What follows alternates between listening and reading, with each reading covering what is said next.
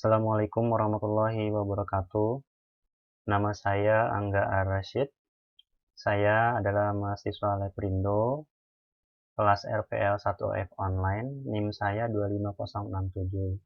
Pada hari ini saya akan membacakan presentasi tugas kuliah farmakologi dasar mata yang diberikan oleh dosen farmakologi optik yaitu Ibu Yelvi. Farmakologi obat tetes mata steroid fokus pada farmakokinetik dan farmakodinamik. Presentasi ini sumbernya yaitu dari seri kepustakaan penyaji Dr. Grimaldi Ihsan pada tahun 2013. Daftar isi. Poin 1, 2, sampai 7 akan saya bacakan. Pertama, saya mulai dari pendahuluan. Yang menjadi latar belakang, mata merupakan organ sensori spesial yang dipisahkan dari sistem sistemik oleh sawar darah ke retina, darah ke humor aqueous, dan darah ke vitreous, sehingga memiliki sifat farmakologis yang berbeda dengan organ lain. Kortikosteroid telah digunakan sejak tahun 1950-an untuk mengatur reaksi inflamasi pada segmen anterior dan posterior mata. Efektif melindungi struktur mata dari kerusakan akibat inflamasi, neovaskularisasi, dan pembentukan jaringan parut. Penggunaan yang tidak tepat dapat menimbulkan efek samping, sehingga pemahaman farmakokinetik dan farmakodinamik sangat penting untuk terapi optimal. Farmakokinetik pengertian dan umum. Apa itu farmakokinetik? Yaitu ilmu yang mempelajari bagaimana tubuh menangani obat, meliputi proses absorpsi, distribusi, metabolisme, dan ekskresi atau kita sebut ADME. Sediaan obat tetes mata. Mayoritas diformulasikan sebagai topikal, larutan suspensi salep, injeksi subkonjungtiva, subtenon, retrobulbar, intravitreal. Semakin lama durasi kontak obat dengan mata, semakin tinggi absorpsi obat.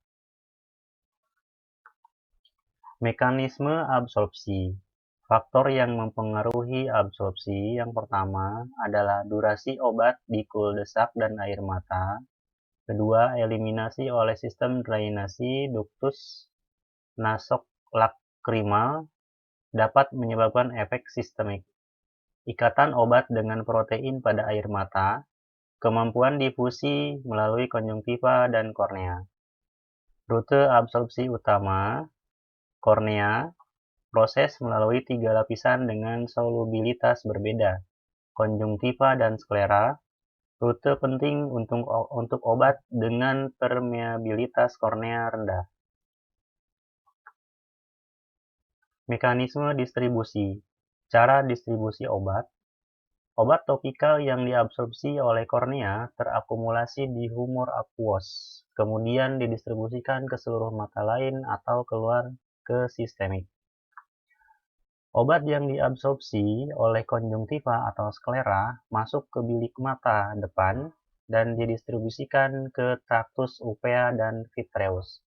Pola konsentrasi obat di mata. Konsentrasi tertinggi ditemukan pada kornea, kemudian konjungtiva, lalu humor aqueous, kemudian iris, corpus ciliaris, kemudian lensa, vitreus, koroid, dan retina.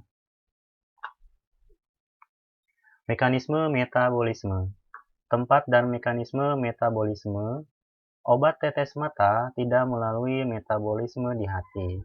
Badan siliar merupakan sumber utama enzim metabolisme dengan 2 fase reaksi. Reaksi fase pertama yaitu oksidasi atau reduksi oleh sitokrom P450.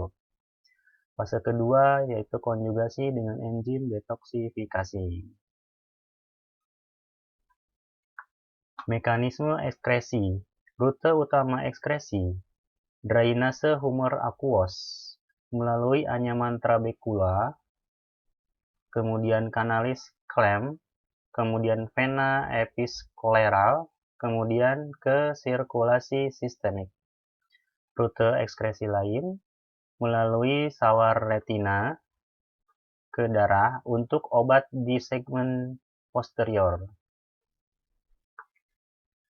Bioavailabilitas. Pengertian bioavailabilitas: jumlah obat yang mencapai reseptor target dan kecepatan atau luasnya obat menjadi aktif di tempat kerja. Faktor yang mempengaruhi bioavailabilitas steroid: sifat polaritas lipofilik versus hidrofilik, formulasi obat, konsentrasi obat di humor aqueous. Selanjutnya yaitu farmakodinamik. Pengertiannya, apakah itu farmakodinamik? Yaitu ilmu mengenai efek biokimia dan fisiologis obat, beserta mekanisme kerjanya yang menjadi dasar terapi nasional. Prinsip umum kerja obat: agonis menstimulasi fungsi reseptor dan antagonis menghambat atau membalik fungsi reseptor. Dalam gambar saya bacakan ilustrasinya, yaitu obat dengan reseptor sel kiri agonis berikatan dengan reseptor dan membuka saluran ion atau mengaktifasinya, panah keluar dari reseptor. Sedangkan sebelah kanan antagonis berikatan dengan reseptor dan menghalangi aktivitas panah tertutup. Latar belakang menunjukkan sel dengan membran dan nukleus. Mekanisme kerja steroid topikal. Perbandingan sediaan steroid untuk mata. Sediaan topikal diteteskan langsung ke permukaan mata untuk mekanismenya. Kelebihannya dapat ditempatkan pada lokasi yang dibutuhkan, mudah digunakan, dapat digunakan pada penyakit yang hanya melibatkan satu mata, dapat meminimalisir efek sistemik, sedangkan kekurangannya dapat menekan fungsi adrenal, memperparah ulkus dendritik, dapat menyebabkan epitel keratopati, dapat menyebabkan infeksi konjungtiva. Kemudian sediaan periokular, mekanismenya disuntikan ke dalam atau di sekitar bola mata. Keuntungan dari periokular ini, kelebihannya dapat ditempatkan pada lokasi yang dibutuhkan, dapat digunakan pada penyakit yang hanya melibatkan satu mata, dapat meminimalisir efek sistemik. Sedangkan kekurangannya dapat menekan fungsi adrenal, tidak nyaman saat disuntikan, alergi pada pelarut, dapat menyebabkan infeksi orbita. Selanjutnya sediaan sistemik, mekanisme diminum atau disuntikan ke dalam aliran darah. Kelebihannya mudah penggunaannya, dapat menjangkau seluruh struktur mata. Sedangkan kekurangannya dapat menekan fungsi adrenal dan efek samping sering ditemui. Respon inflamasi mata. Proses inflamasi pada mata. Asam arakidonat dilepaskan dari membran sel oleh fosfolipase A2 akibat stimulus mekanik atau kimiawi. Metabolisme melalui siklooksigenase, prostaglandin, tromboksan, dan lipooksigenase leukotrin. Interaksi steroid dengan sel. Steroid memasuki sel, berikatan dengan reseptor sitosol, kompleks masuk ke nukleus, dan mengatur transkripsi mRNA spesifik untuk menghambat respon inflamasi. Diagram bertingkat yang menunjukkan atas membran sel fosfolipid dengan ikatan yang dipotong oleh fosfolase A2 dengan tanda dihambat oleh steroid. Kemudian tengah, asam arokodinat yang dilepaskan bercabang ke jalur siklooginase dengan produk prostaglandin, PGE atau PGF2A, dan tromboksan, dan jalur lipooksigenase dengan produk leukotrien 1, 2, 3, 4. Dan dengan yang bawah, ilustrasi sel dengan steroid yang masuk ke sitosol, berikatan dengan reseptor dan masuk ke nukleus mengatur transkripsi. Klasifikasi steroid topikal secara singkat.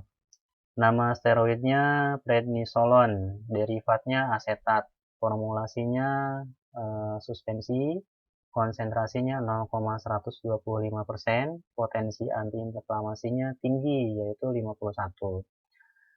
Nama steroid prednisolon, derivatnya natrium fosfat, formulasinya larutan, konsentrasinya 0,125, potensi antiinflamasinya sedang yaitu 28. Dexamethasone, derivatnya alkohol, formulasinya suspensi, konsentrasi 0,1%, sangat tinggi 40. Dexamethasone fosfat, formulasinya suspensi, konsentrasi 0,1, potensi antiinflamasinya di 19. Fluorometolon, alkohol, formulasinya salep, konsentrasi 0,1, potensi antiinflamasinya sedang di 31. Midrison, derivatnya alkohol, formulasinya suspensi, konsentrasinya 1%, dan proses antiinflamasinya rendah. Beberapa jenis steroid topikal dan karakteristiknya ini ya di tabelnya. Kesimpulan. Ringkasan utama. Farmakokinetik, obat tetes mata steroid memiliki jalur absorpsi utama melalui kornea dan konjungtiva sklera. Dengan distribusi yang terbatas oleh sawar darah ke mata, metabolisme terjadi di badan siliar dan ekskresi melalui drainase humor akuos atau sistemik. Bioavailabilitas dipengaruhi oleh polaritas obat dan formulasi. Dengan prednisolon asetat memiliki konsentrasi tertinggi dan durasi kerja terpanjang di humus akuos. Farmakodinamik. Steroid bekerja dengan menghambat fosfolipase A2 dan mengatur transkripsi gen untuk menekan respon inflamasi pada mata. Berbagai formulasi topikal, periokular, sistemik memiliki kelebihan dan kekurangan masing-masing, sehingga pemilihan harus disesuaikan dengan kondisi pasien. Pentingnya pemahaman. Pengetahuan tentang farmakokinetik dan farmakodinamik steroid topikal mata sangat krusial untuk memastikan terapi efektif dan meminimalkan risiko efek samping seperti penekanan fungsi adrenal atau infeksi. Terakhir, daftar pustaka. Materinya sudah saya bacakan semua. Terima kasih dan wassalamualaikum warahmatullahi wabarakatuh.